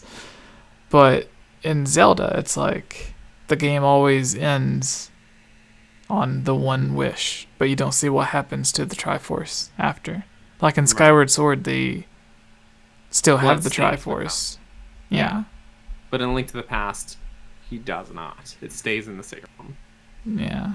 And in A Link Between Worlds, they go to the Sacred Realm to use the Triforce to bring back the other Triforce. I come to think of it, the only times I can think of that the royal family for certain has the full Triforce is obviously at the end of Skyward Sword. They have it. Zelda, I'm pretty sure backstory of Zelda 2 states that they had it for a while after A Link Between Worlds occurs. They had it for a while, and then there was a whole conflict with the prince, whatever, and then they kind of separated them. Put the Triforce of Courage in the other really killer hard palace way off in whoever knows where land. That's not the main section. Yeah, Daniel's on this podcast because he looks like Beetle. Thanks for that. thanks for that. Hey, that fan art was always one of the best ones. That is true. He is Beetle. That is true. But those are the only times I can think of offhand that the Triforce for certainly with the royal family, or like the complete Triforce set. I don't know. I might be wrong though. I might be forgetting something. I mean, I wonder if the Triforce works similar to when Link and Zelda show up, is when the threat of demise becoming embodied again happens. They're like, oh, not every time, because the Triforce isn't in every Zelda. Sometimes it's alluded to, but, you know, I'm just wondering if it might work like that, because it's always funny how Ganondorf tends to be a lot older than Zelda and Link, so it's like, as he comes into adulthood, it's like, oh, we need to have a Zelda and a Link born now. Yeah. Well, and I think that's the idea of something with the curse of demise that they're tied to, right? Yeah. Yeah. It's whack. Mm-hmm. Breath of the Wild has it. Breath of the Wild Zelda has it probably, anyways. It's not confirmed by the hand. Xavier. Yeah, they show it on her hand. They do, and it is interesting because it does show full 3 pieces on her hand, not just wisdom, which you would assume that she has. Does it show all 3 of them? I mean, I know it shows all 3, but maybe I'm just misremembering. I thought like the one in the left corner was filled, but I might be making that up in my head. I have to check now, but I'm pretty sure it shows all 3 filled in. I have no idea. Which is pretty whack. Which, yeah, they usually show the imprint of all 3 on everyone, but then it fills one. Like, even with Link in Twilight Princess, I think it is, like, his hand glows. Right, but only the one is filled in. Yeah. I don't know. But now I need to watch that scene. It doesn't appear in any physical way. That's the only thing. And it's conceivable that the royal family would have it because so much time passed between other Zelda games, no matter which timeline you want to like slap it into. The most likely being like if it's in the downfall time, it's very conceivable that they'd have all 3 pieces of the Triforce from Zelda 1 and 2. Basically reassembles all 3 pieces himself. He gets the Triforce of Power by killing Ganon in Zelda 1, spends the whole game of Zelda 1 reassembling Triforce of Wisdom, and then gets Triforce of Courage in Zelda 2. So, I mean, it would be very feasible for them to have it in that timeline. In the child timeline with Twilight Princess, I guess it would probably be feasible after... Or it would just Sacred Realm itself, because you see it disappear off Ganondorf's hand, at the very least. Yeah. But not Link or Zelda's, so I don't know. But I wonder if that's because he did. He did, yeah. That could be it. It could just be that he did. Like, oh, he finally died. Oh my gosh. Yeah, so... Take it back. Especially... RBG just Google it. The whole Triforce is lit up. There we go. Okay, that makes sense. Save me some time. But I guess also because so much time has passed, like you said, and given, this is obviously speculating what we might or might not know about what's holding Ganondorf down in Breath of the Wild 2, if that was something that was put on him by the royal family, maybe they did that, and then they were able to get all 3 pieces of the Triforce, and they kept it safe, and they were like, we got him on lockdown, we got these here, just don't touch him, don't ever talk about him again. Let's just move on. Oh, Calamity Ganon, that might be a problem. That's a slight problem. It's only slight. Like, what's worse, that or Ganondorf? I don't know. Well, Calamity Ganon might have been just a unanticipated side effect of holding Ganondorf down. But now we're really jumping into theory territory. I mean, we already were, sorry, but now we're like really jumping in. But I don't know. Jesse, you've been quiet. No, I like it. I like hearing you guys discuss all of the different theories and stuff. Sometimes I know what I'm saying. Yeah. Sometimes we do. Ganondorf just being too old. Videos on my channel. It's usually like just random discussions. But every now and again I have a theory idea, but my biggest fear is always like, what if there's going to be like 2 comments in, actually, did you know A, B, and C? And I'm like, dang it. That's always my fear when I make a theory video. It hasn't happened yet where someone's commented something that should have been obvious to me. It's usually more speculation, and I'm like, oh, that's cool to think about. I didn't think about that, Mm-hmm. I'm Yeah, always sometimes afraid though, of theory I videos. mean, sometimes I have to like cross-check comments that are like that on my own videos where people are like, oh no, actually, but there's this, and I'm, is that true though? Because I swear I did research on this, and then I have to go look, and I'm like, no, it's not. But or there's the case of one of my videos where someone said, oh, you used all this evidence, like interviews with 𝐴𝐽𝐻, and that doesn't count because it's not in the game. And then he's also went on to say, well, those things in the game don't count either because they're Easter eggs. And I'm like, well, then what counts, man? Yeah. What counts? It's like, what matters then? I don't know. I don't Someone know. told me Breath of the Wild is just a glorified bunch of Easter eggs. And I'm like, there are a bunch of Easter eggs. Mm-hmm. Sure. But it's also the end of like, all 3 timelines, so sure. Just having something in there like Linebeck Island, that's an Easter egg, because you look at that and you're like, oh, Linebeck, like, oh, yeah, that's an Easter egg. Having something like history in the game where it says this person was in this game's history and this happened with them, like, say, Root to Zora tablets. I wouldn't call that an Easter egg. That's just, like, lore in the game. Yeah. So, And I can understand not wanting to listen to interviews, but that's also because of my mind of what authors have done to book series and movie series. I'm like, I don't want to listen to you anymore, J.K. Rowling. Yeah, I knew you were going to say that. So I'm like, I don't even trust developers and directors and stuff anymore, because I'm like, until you put it in the format of the story, I'm not listening to you. Sure. I would say, like, Games are Nintendo a is little not bad about that, though, because most of the time when people Nintendo like, on a question like that, his answer's like, well, I can't tell you. So I know, it's so funny when people ask stuff, they're like, well, what if it's this? It's like, he can't tell you that. Yeah. Just play the game. Wait till it comes out. And I will say games are a little bit different because they can say one thing and then the game comes out and you're like, oh, it's actually not that. So then your theory video from 2 years ago was a fun theory video. Mm-hmm. There's nothing wrong with that. No, absolutely not. Heck, if my theory that I've been holding on to for Dragon Break comes out, the Breath of the Wild 2 comes out and it completely disproves that, if something like that were to happen, dang. But like, I'd be like, hey, at least I had this theory and it was fun, right? And got lots of attention, and which is not the reason I made it, but it was a cool idea. And but like, you know, that's the nature of theories, right? You know. Yeah. Yeah, you have to be prepared for whichever outcome it happens to be. Thanks for coming to my TED Talk. So, yes, Jesse. I don't know. You don't know. Same. Okay. No, I think that's... Yeah, I think that's a good point to end it.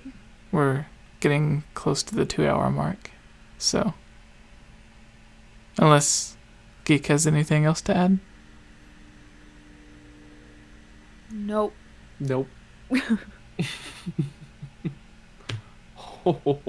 Okay. But it was a good TED Talk. It was. Thank you. Perfect. I think that's all we can do. And the 60 people in the chat enjoyed it, so Woo! you have that. I'm glad. Yeah. So, Geek, go ahead and let everybody know where they can find some more stuff from you. You can find me on my YouTube channel at The Geek Apprentice. I have hopefully 2 this week, if not 1 this week, 1 next week, that I'm doing collabs with some really cool people. So be on the lookout for those. It's going to be very, very exciting. I'm also on Instagram at The Geek Apprentice. Sometimes I do spur of the moment story Q&As, and low-key copy Daniel on that. So I don't think my answers are as nice as his. I usually just copy and paste the question with a black background and say, here's my answer. I never go as in-depth as I probably should. No, my Q&As are absolute nonsense and by design. So yours are... Well, that Inception thing you had going on with Denny was driving me nuts. Was going nuts. We hit 100 posts on our story. Oh my lord. Yeah, it was good. It's a great time. But yeah, Instagram, YouTube, I live stream. Normally I do multiple different games. Right now it's just Animal Crossing. Oh, and I don't know if it'll be this week or next week, but eventually I will be playing The Sims 4 on this channel, 𝐵𝐻𝐸𝐺𝐻𝐿's channel, where I'm going to create the Hylian Gamescast on The Sims 4 and possibly a few other random, maybe I'll make like Zelda or someone, and then I guess I'll just spoil everything. And then eventually what I'm going to try and do is I'm going to leave my laptop on the game open overnight and see which Sims are left in the morning. Oh no. Oh, which will be no. a year in their time. They will have killed like 11 me. hours for me. They'll have murdered me and buried me in guys. That's why I can't do just the Hylian Gamescast. I have to make other people because odds are all 4 will die. So Oh no. it'll probably be like 2 left by morning. Oh no. That's amazing. So be on the lookout for that. I'm going to make the Hylian Gamescast and then we're all probably going to die. We're all make that the thumbnail. The thumbnail We're should all be gonna we're die. all gonna die. Yeah. And just a big thumbs up. Be like, but not of a virus. This No. it has nothing to do with that. No. We're all going to die, Sims 4. Sims, yeah. Make it clear. Exactly. Daniel, Jesse. where can people find you? Oh, I mean, if they feel so inclined to, They should. they if they want to, they can find Instagram, Twitter, Twitch, and YouTube all at Capped Burgerson, 𝐶APBURGERSON. I do stream at least twice a week on Twitch, although the last couple more because I've been home more, and that's a thing. We just started Majora's Mask on Wednesday, so Tuesday we'll be jumping back into that. It's great. It feels really good to just jump back into just classic Zelda because that was initially what I started the channel doing. So I do stream on both YouTube and Twitch actually, using the Restream service. So, but usually Twitch is the place to be because that seems to just be where everyone shows up to. Some people show up in YouTube, but most people show up in Twitch, and the chat gets really bumping and very fun. We have a great old time. So come hang out there at my Twitch channel, twitch.tv/CapBurgerson. I also do make the occasional video on YouTube, not as much as I stream, but not as many videos as I'd like to, but I do occasionally make videos. I do have one going up this week as well, so keep an eye out for that. And it should be just a good old time. Otherwise, every time I post anything or about to go live, I always post it on Twitter. So if you just want to know what the heck's going on, that's the place to find out. Yes, words. Thank you for coming to my TED Talk. All right, and I am 𝐵𝐻𝐸𝐺𝐻𝐿. You can find everything at 𝐵𝐻𝐸𝐺𝐻𝐿, YouTube, Facebook, Twitter, everything. Twitch is at or /𝐵𝐻𝐸𝐺𝐻𝐿. And you can join our Discord and chat with all of us, and a bunch of the other people that are in the live chat are already there. So if you've had fun watching along with the people in the chat, then you can continue chatting with us in the Discord. And that's everything I have. So yeah. So thank you, Daniel. Thank you, Geek. Thank you, everybody in the chat. Thank you, Jesse, for Yes, having thank us and you. hosting us and bringing us all together. And